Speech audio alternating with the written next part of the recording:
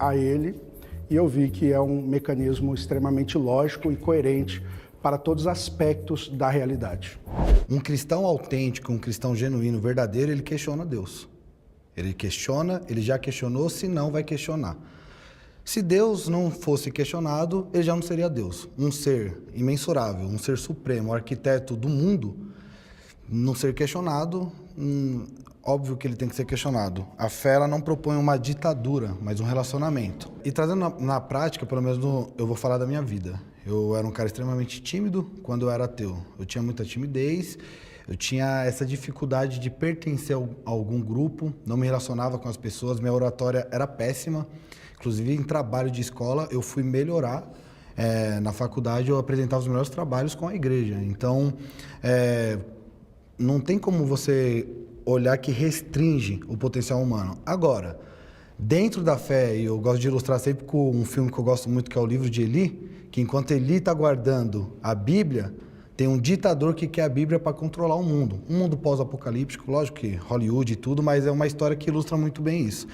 Então, assim, o cristão genuíno, ele não vai ser contra o questionar e ele não vai falar que nunca questionou Deus. Eu já questionei várias vezes.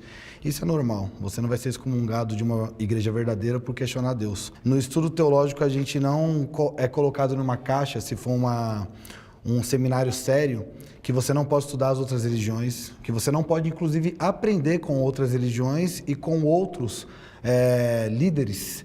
Inclusive, aprender com alguém que é ateu. Enxergar a fé como um instrumento para estagnar o ser humano é você sair da realidade, porque eu vejo muita gente que só evoluiu com a fé e eu sou prova disso. Olá, eu sou Israel Júnior, tenho 31 anos, resido em Campinas, SP, sou teólogo, também sou educador físico e sou cristão. Sou ex-ateu ou à toa, como vocês quiserem chamar, mas acredito que Deus, ele é uma realidade, eu me relaciono com ele dia após dia, por isso que eu defendo a minha fé, a minha crença. Eu discordo dessa afirmação porque quando nós olhamos para os grandes nomes da arte, por exemplo, nós encontramos Johann Sebastian Bach na música, era um cristão. Na literatura nós encontramos William Shakespeare, provavelmente era católico ou protestante, não sabemos. Na ciência nós temos Blaise Pascal e temos Isaac Newton. Em outras religiões, já que estamos falando de fé, nós temos Allan Kardec, nós tivemos Mahatma Gandhi. E, então essas pessoas foram pessoas que produziram, fizeram arte, fizeram música, produziram pintura. Michelangelo, com a sua capacidade extraordinária de fazer esculturas, mas ainda assim o seu potencial foi utilizado para demonstrar a sua fé. Anselmo da Cantuária, um sofista grego, disse que a fé é uma fé que busca entendimento. Então, uma pessoa que tem fé, ela não se limita à sua crença. Pelo contrário, ela usará a sua crença para canalizar o seu potencial. William Lane Craig diz que a fé é uma fé inquiridora, é uma fé questionadora. Então, quando uma pessoa demonstra ou denota uma fé, ela canalizará o seu potencial que a conectará com aquilo que é divino. Eu sou Michael Oliveira, tenho 33 anos, sou teólogo e inspetor de controle de qualidade. Eu sou cristão porque, por conta de uma influência muito forte da minha família, e eu encontro no cristianismo a resposta para as grandes questões da existência filosófica humana, o porquê, qual a razão, para onde o homem vai, de onde o homem veio. Então, no cristianismo eu consigo encontrar as grandes respostas para grandes perguntas da humanidade. Eu tenho observações dos três. Primeiro que essa afirmação de Pascal, quem apresenta primeiro é Santo Agostinho, né, que foi um dos pais da patrística, né, de que a fé e a razão devem andar juntas, mas que a fé sobrepuja a razão, né? Então, como professor de filosofia, vou dar o crédito para um filósofo cristão que é um dos pais da patrística, né? Porém, essa sua afirmação que você fala sobre, e que todos vocês falaram, né, sobre o desenvolvimento da ciência, que a grande maioria era cristã ou que eram de outras vertentes de fé, a gente tem que entender o seguinte: nunca na história da humanidade, com exceção de uma tribo na Amazônia, os Pirani, que na verdade eles não são totalmente ateus, né, mas eles têm pouquíssima ideia metafísica, Não existe na história da humanidade nenhum povo que foi completamente ateu. Então, a gente pode até imaginar que é uma necessidade biológica do ser humano de quando ele não entende alguma coisa, ele coloca um elemento, um oculto que é uma divindade.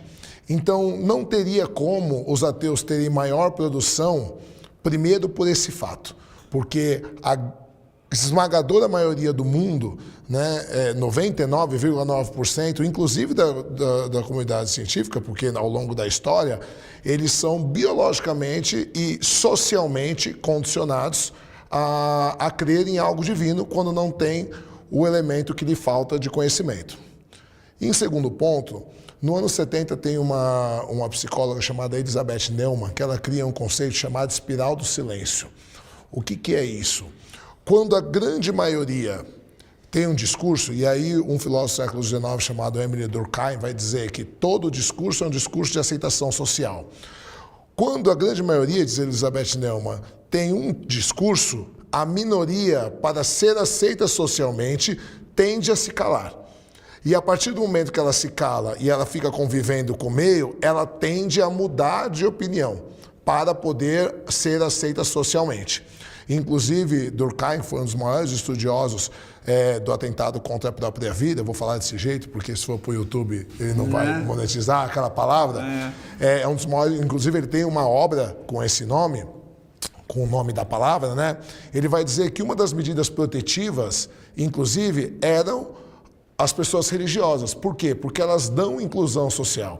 Isso, século XIX. Hoje não é mais tanto. Por exemplo, a Igreja Católica não tem mais isso. O que o protestantismo tem muito, que é a inclusão social. Então, às vezes, o cara tem um problema, tá quebrando, o cara tem amante, o cara bebe, usa droga, aí um dia a esposa vai na igreja, convida o cara aceita Jesus, aí ele para de beber, ele para de fumar, aí ele foca no trabalho, do trabalho para casa, volta a ter uma atividade sexual com a esposa, ele deixa de ser um problema para a sociedade, e o que acontece? E aí ele prospera, e aí ele vai na igreja dar o testemunho que Jesus salvou a vida dele.